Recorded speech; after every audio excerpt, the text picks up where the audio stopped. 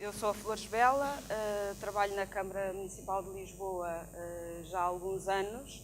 Inicialmente, o projeto que levou a que este grupo e este pelouro esteja a optar por um determinado tipo de governação nos territórios vem de um projeto que se chama Cidadãos por Lisboa, um movimento de cidadãos independentes que se candidatou à Câmara Municipal em 2007, que conseguiu eleger deputados municipais e também 2 vereadores.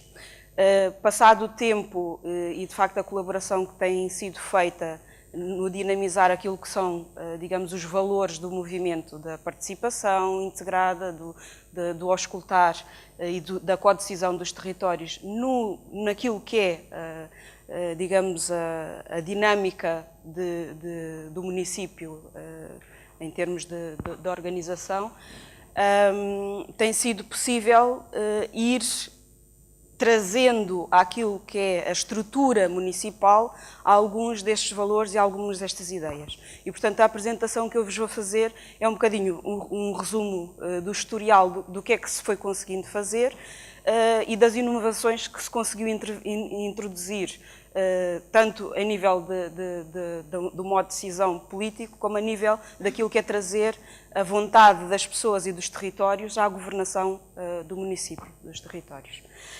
Portanto, neste momento, só dizer que o Movimento Cidadãos por Lisboa continua a fazer parte do Executivo, tem 3 vereadores eleitos, nomeadamente Habitação, Direitos Sociais e Finanças.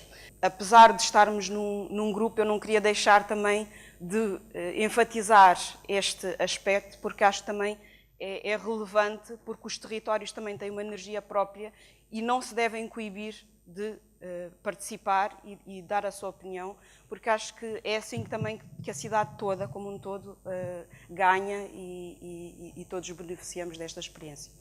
Portanto, eu vou começar por falar do programa local. A apresentação está em inglês, porque eu pensei que haveria mais pessoas que precisassem da apresentação em inglês, mas eu vou fazê-la em português. Portanto, alguma coisa que também não percebam, depois no final podemos falar. Eu vou começar por falar do Programa Local de Habitação, que no fundo é o chapéu pelo qual se introduz toda esta inovação naquilo que é a decisão sobre as políticas de habitação, das políticas de gestão de território e um plano a médio prazo de 10 anos que está integrado no PDM de Lisboa. Okay? Depois vou falar da estratégia BIP-ZIP, e portanto é todo um contexto que também surge do Programa Local de Habitação. Os GABIPs, que são os Gabinetes de Apoio aos Bairros de Intervenção Prioritária, okay? E que são modelos de coordenação, e o Programa Anual, que no fundo ajuda os parceiros locais também a poderem ter iniciativas e avançar com iniciativas próprias nos territórios e indo de encontro à necessidade das populações. Portanto, em 2008, no final de 2008, lançou-se ao Executivo Municipal um desafio para fazer um diagnóstico alargado daquilo que eram as principais problemáticas socio-urbanísticas da cidade. E começou-se por fazer esse trabalho no âmbito do Programa Local de Habitação, fazendo um levantamento das várias questões a nível de fraturas que existiam na cidade, urbanísticas, sociais, e que seria necessário, de alguma forma, o município pensar nelas de uma forma integrada e direcionar de uma forma especial a sua intervenção nas várias áreas para colmatar estas fraturas ou estas falta de igualdade no território, basicamente. E, portanto, era uma maneira de providenciar uma ferramenta de trabalho que permitisse ao município, através das suas políticas, combater a desigualdade no território. Estas são algumas das missões e objetivos que foram compilados no âmbito deste trabalho, nomeadamente temos estes 3 eixos e melhorar a qualidade, melhorar a cidade, atrair nova população, porque, como sabem, Lisboa tem, ao longo dos anos, continuado num processo de perca de população, e passar da crise à oportunidade, ou seja, o facto de termos perdido população, o facto de termos muitos devolutos também pode ser uma oportunidade para criar aqui uma nova dinâmica na cidade. E, portanto, nestas missões e nestes valores muito mais específicos, a ideia era melhorar a coesão territorial, melhorar a qualidade de vida das pessoas como um todo e conseguir fazer, digamos, um processo contrário ao que se tem vindo a assistir nos últimos anos, pronto, de desvitalização, digamos, de algumas zonas da cidade. Só fazer-vos um pequeno enquadramento relativamente àquilo que são os números de habitação social. E eu faço este enquadramento porque a habitação social é um grande suporte, digamos, para a população na cidade. Cerca de 1/5 da população da cidade vive em habitação municipal. Okay? E, portanto, neste momento, o município gera cerca de 22.600 habitações, 600 fogos, 22.600 fogos, que estão espalhados por toda a cidade. Okay?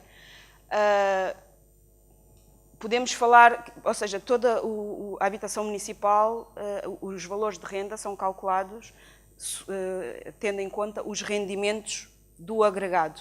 E, portanto, seja uma casa com 2 anos, seja uma casa com 20 anos, aquilo que tem, digamos, que é utilizado para o cálculo da renda das pessoas é o rendimento total do agregado. E, portanto, temos um bocadinho de tudo. A realidade é que a habitação social, na sua esmagadora maioria, serve pessoas com rendimentos mais baixos. Neste momento, os últimos anos têm sido dedicados também pelo município a primeiro, construir um quadro regulamentar que enquadre melhor as situações e que traga transparência aos processos. E, por outro lado, também criar outros programas alternativos para aqueles que não estão na fatia de rendimento tão baixo, mas que já estão no médio ou no intermédio e que também não conseguem encontrar solução de habitação na cidade. Só dizer também, neste momento, pronto, existe um programa para a reabilitação dos fogos municipais, vai ser feita a intervenção em 21 bairros municipais até 2018 e, pronto, são cerca de 25 milhões de euros de investimento. Não é uma questão muito importante porque foi uma batalha também dos próprios bairros durante muito tempo, que de facto o município não tinha conseguido cuidar tão bem do seu património como seria desejável. E, portanto, neste momento estamos a recuperar um passivo de desgaste daquilo que é também o património municipal. Relativamente à estratégia BIP-ZIP, portanto, o principal conceito que subjaz a este conceito BIP-ZIP, que foi lançado pela arquiteta Helena Roseta enquanto vereadora municipal, tem a ver, em primeiro lugar, com a mudança de mentalidades, ou seja, deixar de tratar os territórios como sítios única e exclusivamente que vêm os problemas, enfim, que são conotados com tudo o que há de mau na cidade, ou seja, são focos de concentração de coisas más, e nunca se releva aquilo que de bom e a energia boa que existe nos bairros. E, portanto, a primeira questão era tentar que, quando se falasse em determinados territórios, não se visse aquilo como algo de negativo, mas como algo potencial a melhorar e a poder relevar também as coisas boas. Neste trabalho, de facto, foram identificados bairros, num primeiro momento, através das fraturas que atrás falámos no PLH, okay, no Programa Local de Habitação, e depois este trabalho mais específico foi feito juntamente com as comunidades, com as associações de moradores, com as juntas de freguesia, numa consulta, digamos, mais alargada, para perceber, de facto, se as pessoas se identificavam com que, de facto, que aqueles territórios seria necessário uma atenção particular da Câmara ou não. E, portanto, a partir daí, conseguiu-se, através desta metodologia, chegar, digamos, àquilo que são as necessidades dos vários territórios, nomeadamente socioeconómicos, urbanos e ambientais. Neste contexto, como eu digo, a cidade foi vista como um todo, ou seja, não nos focamos só nos bairros municipais. Okay? Há bairros e zonas de intervenção prioritária que não estão em bairros municipais. Okay?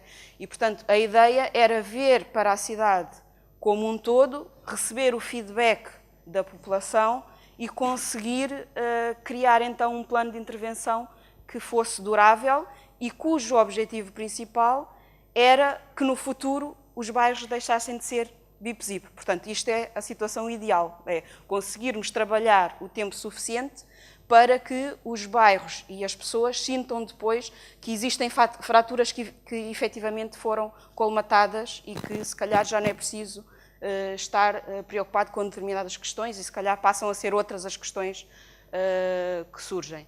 Portanto, como eu disse, de facto, todo o processo foi validado através da participação pública, foi prioritizado também a nível daquilo que é o aparelho municipal nas intervenções que o município tinha que fazer, seja urbanística, seja social, tinha todo o aparelho municipal de ter em atenção o facto daquilo ser uma zona BIP-ZIP.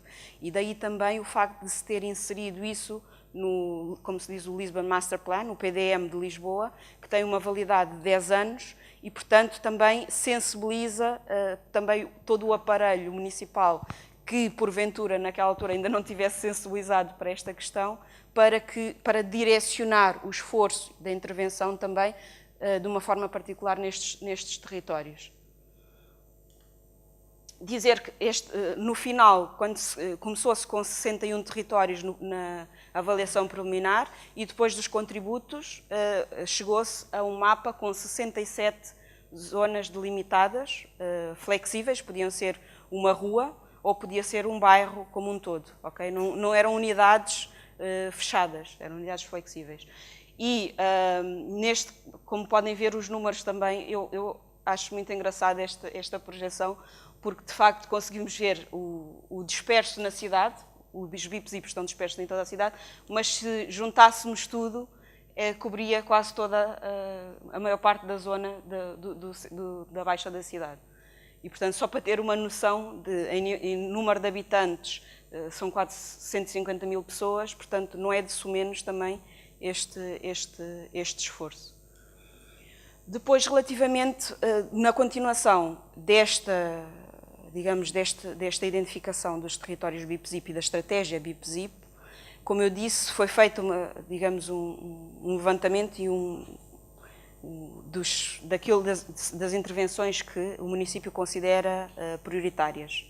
E, portanto, em algumas zonas da cidade em que a Câmara iria intervir de uma forma musculada, muito grande em termos de investimento, foram criados gabinetes de apoio local, gabinetes de apoio aos bairros de intervenção prioritária.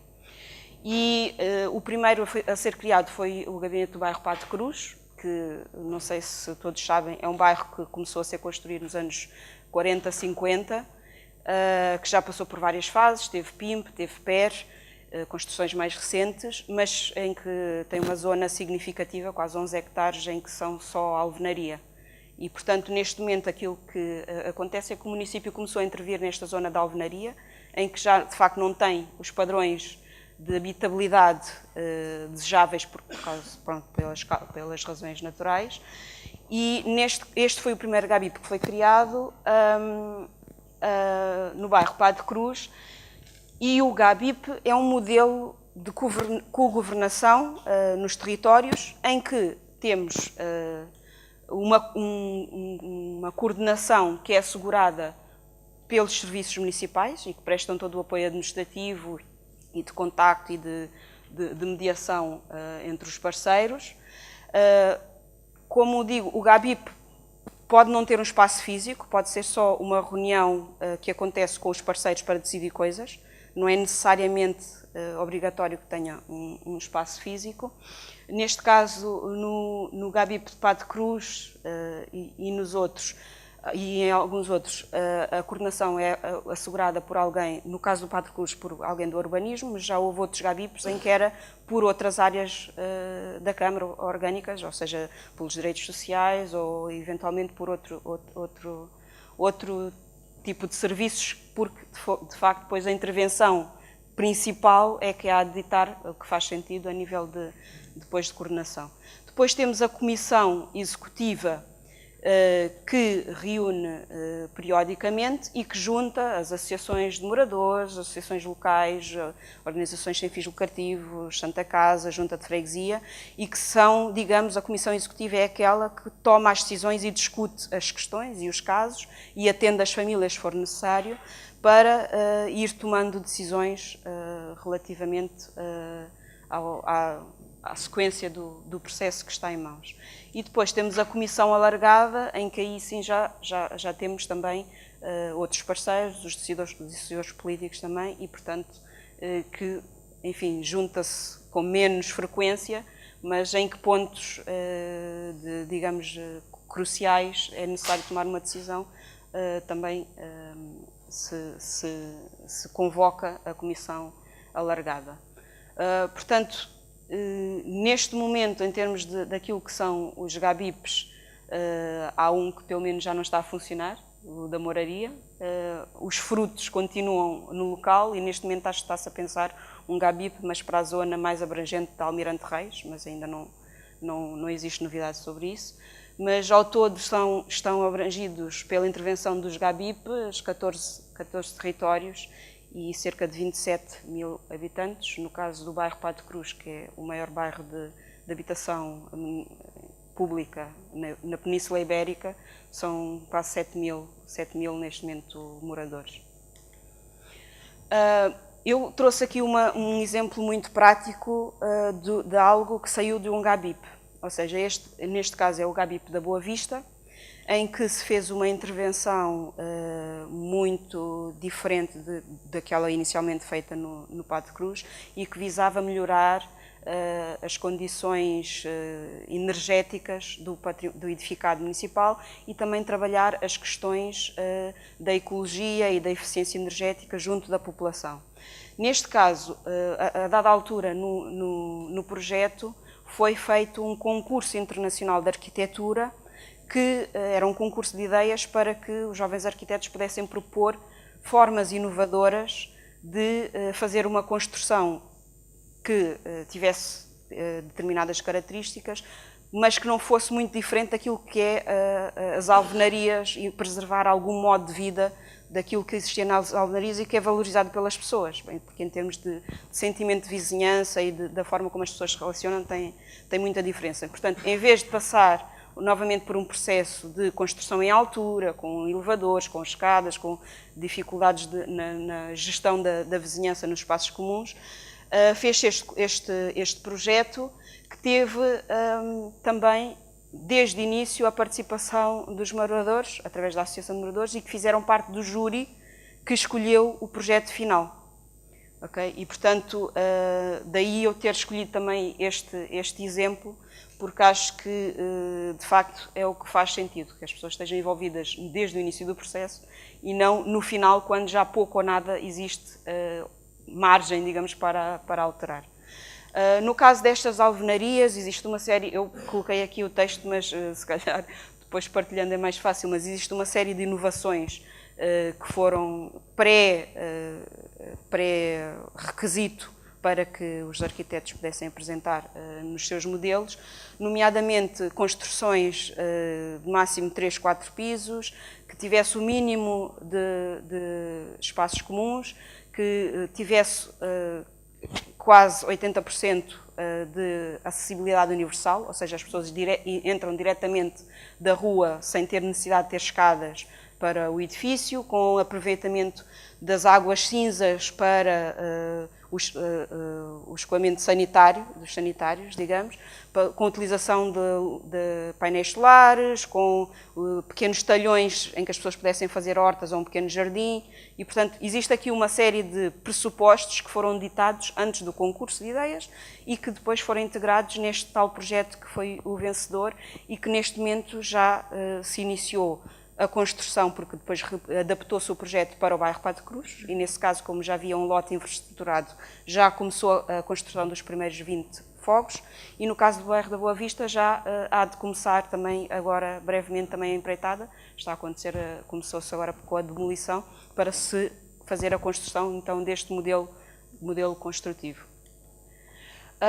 E depois, relativamente ao programa anual BIP-ZIP, nós temos aqui o Miguel, se tiveres alguma coisa a dizer, és o especialista da coisa, é o coordenador dos BIP-ZIP, portanto, se eu me enganar em alguma coisa, por favor, corrige. Portanto, ao nível daquilo que é o programa BIP-ZIP e a identificação dos BIP-ZIP como um todo, o município sentiu a necessidade e bem de lançar um programa em que desafiasse os parceiros locais a fazerem projetos para ir de encontro ou resolver algumas das questões que eles sentiam que eram prementes no território. E, portanto, foi um projeto muito bem desenhado pela arquiteta Helena Roseta, que está ali atrás, e que, no fundo, tira uma fatia do orçamento municipal para que seja a intervenção idealizada, feita e concretizada pelos próprios parceiros, moradores locais, com este apoio do município e apoio técnico também, quando necessário.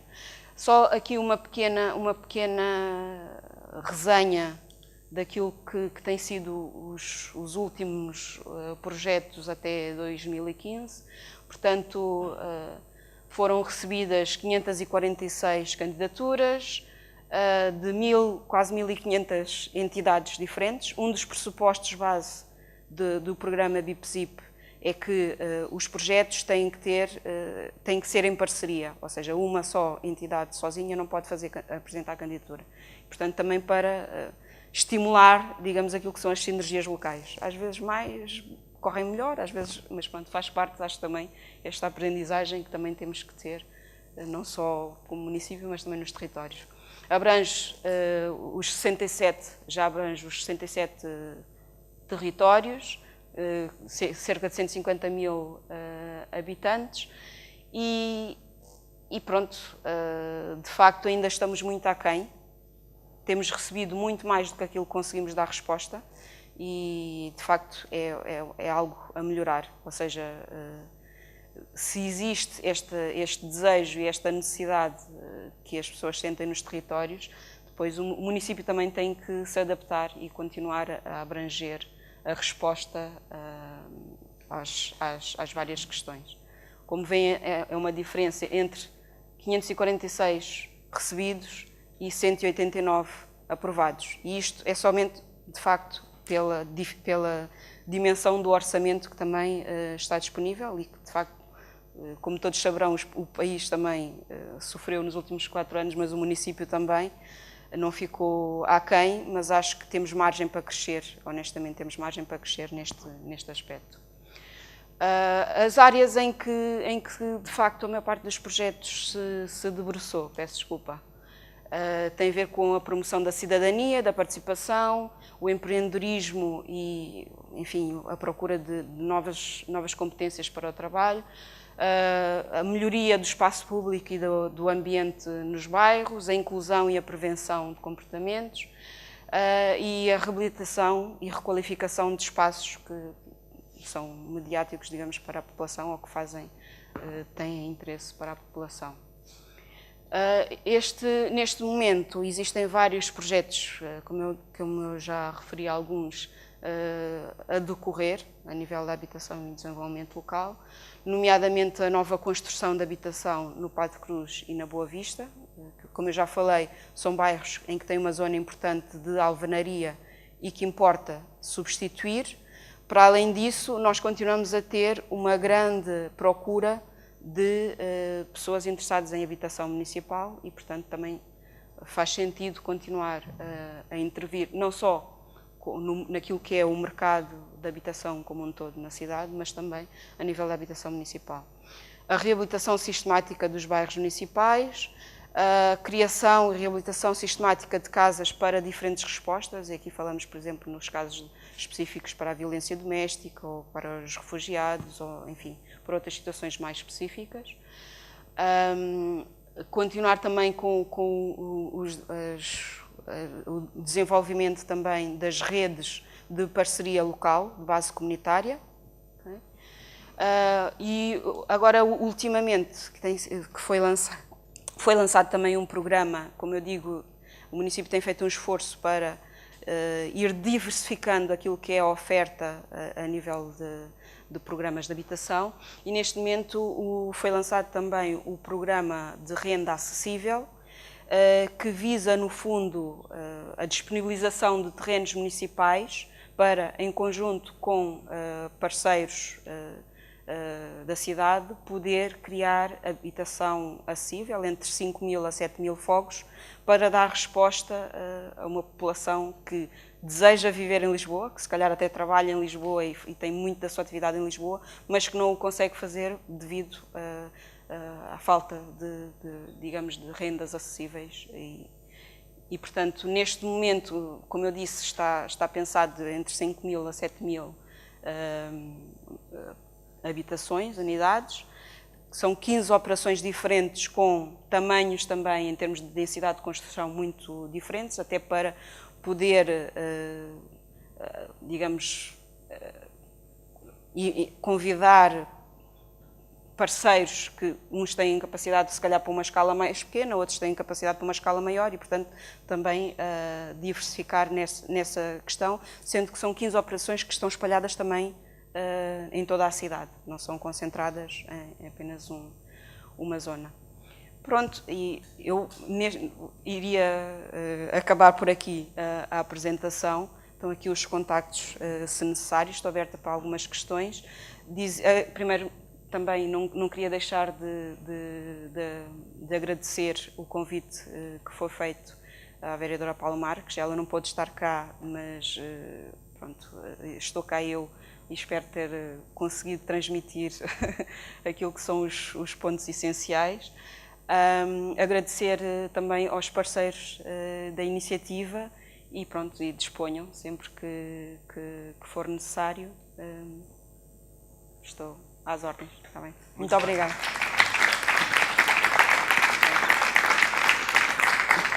Bom, Flores Bela, muito obrigado pela apresentação e com uma bela apresentação também. Apesar de ser uma apresentação institucional, bem se depreende as preocupações socio-urbanísticas do município. E, nesse sentido, de acordo com a cidadania ativa que também se tenta promover através desta apresentação feita pela Flores Bela, combinámos então apresentar desde já questões ou contradições, que se calhar até seria interessante, até para suscitar o debate e para poder fomentar o diálogo, até porque com vários universitários que estão aqui, todos sabemos que conferências nem ouvi-las nem fazê-las, não é? Que é sempre uma questão menos interessante. Temos aqui um senhor, olha, se nos disser o seu nome e o que faz, até para percebermos melhor o enquadramento da pergunta, agradeço-lhe, se faz favor. Queria perguntar, e se calhar pode ser já ser mais difícil para si responder, que daqueles propósitos, e portanto não ser a pessoa indicada e não querer responder e tal, mas daí também a coragem daquilo que lhe vou perguntar. Se daqueles propósitos, na altura dos cidadãos por Lisboa, no seu sentir, acha que se cumpriu 5%, 10%, portanto, de toda aquela ambição que rodeou? Bom, a segunda pergunta era no sentido de o que é que se tem passado, ou se tem conhecimento, ou se calhar isso também lhe foge portanto, às suas atribuições, relativamente aos processos de loteamento, todo o processo administrativo, não é, jurídico. Que conhecimento é que tem do que é que se tem passado na cidade de Lisboa, desde gestão, não é? De novos processos de loteamento e, portanto, de transformação desse terreno agrícola, rural, do que ainda existia. E, portanto, são estas duas questões. Muito obrigado. Muito obrigado. As parcerias e os projetos em comum têm os seus sabores, é como os relacionamentos, não é? E, portanto, dizer que tudo se passa sempre bem, não existe ideal, ok? Mas daquilo que é a percepção nestes últimos anos, acho que tem sido muito eficaz para a cidade como um todo, em várias áreas, nomeadamente da habitação, tem sido muito positivo a introdução de inovação que se tem conseguido fazer. E, acima de tudo, esse reconhecimento vem das próprias pessoas que vivem nos territórios, porque nos dizem claramente ainda bem que se faz de uma forma diferente e ainda bem que nos escutam para as opções que estão a tomar. É um processo de aprendizagem, como em tudo, ou seja, ainda não fazemos tudo bem, mas sem dúvida tem sido um trabalho que tem dado gozo de fazer e que tem tido concretizações muito práticas. Quando estamos a falar em um passivo de mais de 20 anos de recuperação da habitação municipal, porque, enfim, durante a altura do PIMP e do PER, o município investiu foi na construção e, portanto, havia a urgência de prover habitação municipal digna e, portanto, o esforço foi endereçado aí, mas depois, ao longo do tempo, aquilo que é o cuidar do património também foi ficando um bocadinho para trás e, portanto, eu acho que, por exemplo, ter neste momento nova construção a acontecer, ter reabilitação em 21 bairros municipais, eu acho que é uma grande conquista e acho que também vem também da energia e da reclamação que os moradores também têm vindo a fazer. E, portanto, nesse aspecto, acho que há coisas que, de facto, consegui. Não sei se consigo contabilizar se é 50% ou 80%, não faço ideia, mas que se tem conseguido, de facto, lançar para aquilo que é as políticas futuras do município e influenciar essa política, acho que não resta dúvidas. Seja a nível da mobilidade, seja a nível dos direitos sociais, seja a nível da habitação, isto eu acho que sem dúvida tem conseguido trespassar. Eu não tenho dúvidas que a resposta foi corajosa, da porcentagem. Relativamente aos processos de loteamento de urbanismo, eu acho que não sou a pessoa ideal para falar desse assunto, mas terão a arquiteta Helena Roseta, que inclusive é Presidente da Assembleia Municipal e, portanto, que acompanha de uma forma muito mais próxima e com mais olho, porque, enfim, também já dos anos de experiência esta questão, e se calhar ela é a pessoa mais indicada, como vai falar mais à frente, não sei, acho que se calhar poderia fazer esse balanço. Sim, Sr. Flores Vela, muito obrigado. Temos aqui uma outra questão. Muito obrigada pelas questões. Bem, dizer que relativamente àquilo que é a requalificação que estamos a fazer, tanto no Padre Cruz como na Boa Vista, é a substituição das alvenarias, ou seja, neste momento, todos os fogos que estão libertos ou que se libertem nas outras construções em altura são reservados em bolsa para dar resposta às pessoas que têm que sair da alvenaria para se poder fazer a demolição das alvenarias e construção no próprio local para as pessoas que quiserem retornar. Como, assim, não é possível, ou seja, temos sempre que ter um volante de realojamento, mas a ideia, desde o início, é que as pessoas possam ficar no território em que estão neste momento. Caso haja pessoas que prefiram ir para outras zonas da cidade, também têm essa opção, mas é por escolha das famílias, não é nada imposto, ok? A saída não é imposta. Relativamente à questão se é local, política local ou política nacional. Este trabalho que tem sido feito, de facto, tem sido local. E todo este trabalho, neste momento, que está a ser feito de nova construção, é municipal, enfim, com empenho orçamental municipal, ok? Portanto, ao contrário de quando aconteceu o PER e que havia, de facto, uma diretiva nacional para a erradicação das barracas e que acompanhada vinha também um financiamento para os municípios das áreas metropolitanas de Lisboa e Porto poderem poder conseguir esse propósito dessa diretiva nacional. Portanto, esse tempo do PER, de facto, era uma política nacional, era algo que, a nível nacional, pelo Governo Central, foi estipulado e também dotado de orçamento para os municípios poderem resolver essa questão. Neste momento, trata-se, de facto, de uma questão muito local, até porque daquilo que têm sido as políticas nacionais, os municípios, digamos, aquilo que tem vindo mais a afetar é a nível legislativo, porque há leis que são produzidas e que têm impacto local, mas que, pronto, os municípios também, a capacidade depois de intervenção, principalmente do anterior governo com a Lei 81, não tiveram muita hipótese de alterar alguma coisa, não é? E, pronto, houve coisas que, na opinião dos municípios, nomeadamente de Lisboa, poderiam ter sido melhor acauteladas, pronto. Mas, de qualquer das formas, é uma questão que, neste momento, a nível legislativo também está a ser repensada a lei da renda apoiada e, portanto, acho que também esperemos ter melhores notícias nesse sentido. Mas todo o investimento e a idealização, neste momento, é municipal. Havia uma primeira questão que eu, entretanto... Ok. É assim, pronto. Toda a habitação social, como um todo, os 20 e tal fogos que ali falámos, são normalmente para arrendamento, ok?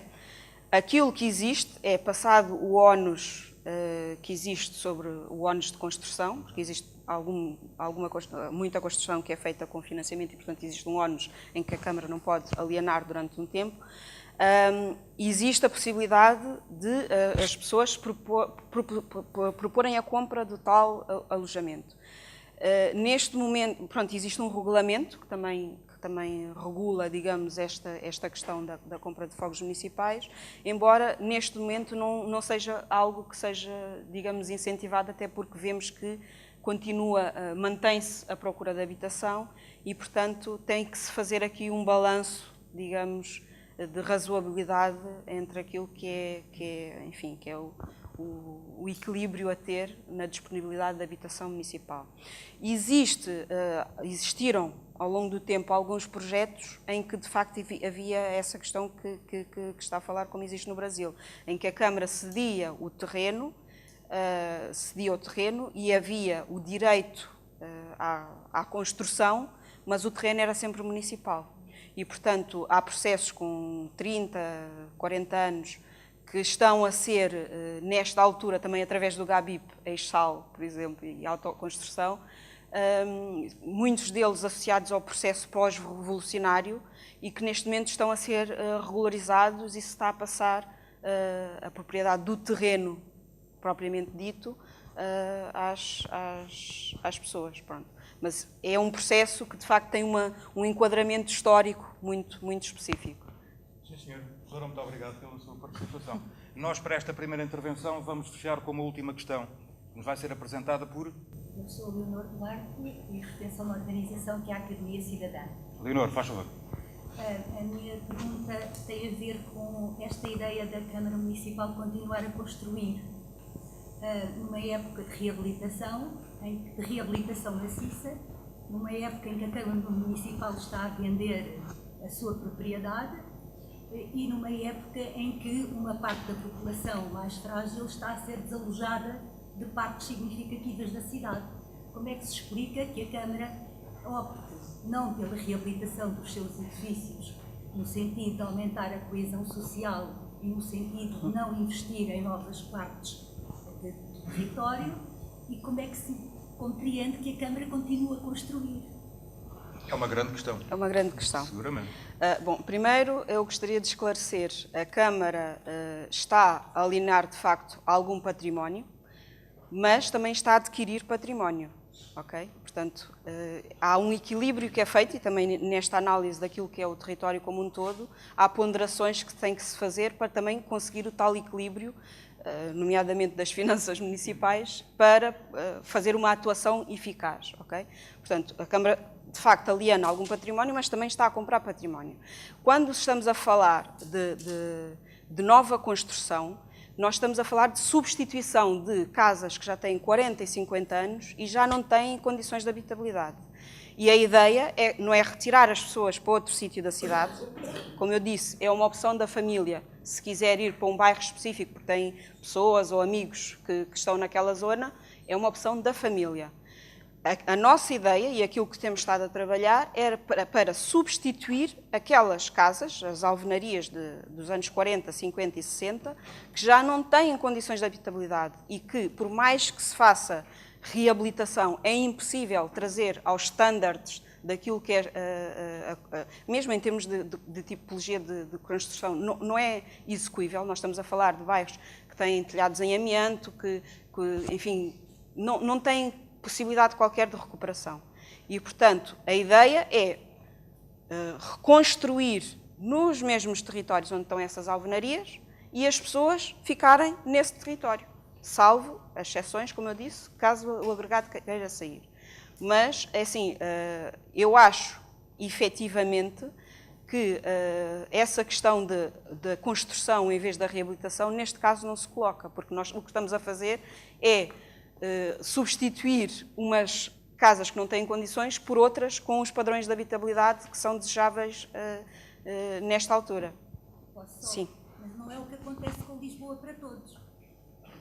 Não, o Lisboa para todos é uma realidade diferente. É criar habitação, nomeadamente também em zonas centrais da cidade, em terrenos que neste momento não têm ocupação ou edifícios que neste momento não têm ocupação. É diferente. Ou seja, o Lisboa para todos combina reabilitação e nova construção.